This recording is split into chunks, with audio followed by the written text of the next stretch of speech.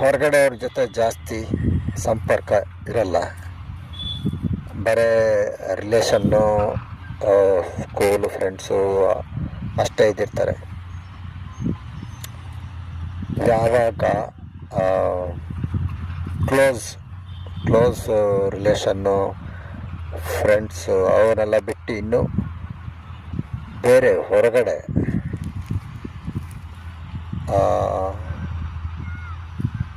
Beyond ದೈಹಿಕ blood ರಿಲೇಷನ್ಕಿನ್ನ ಬೇರೆ ಯಾರ ಜೊತೆ ನಿಮಗೆ ಗೊತ್ತಾಗುತ್ತೆ ಒಂದು ಕನೆಕ್ಷನ್, ಇವ್ರ ಜೊತೆ ನಿಮಗೆ ಕನೆಕ್ಷನ್,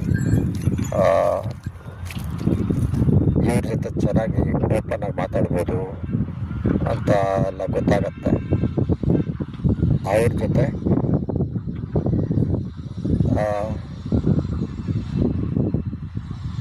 ಕೆಲವರೆಲ್ಲ ನಾನು ನೋಡಿರೋ ಪ್ರಕಾರ ಗೊತ್ತಿಲ್ದಿರೋರ ಹತ್ರ ಎಲ್ಲ ಕಷ್ಟಗಳನ್ನು ಹೇಳ್ಕೊಳ್ತಾರೆ.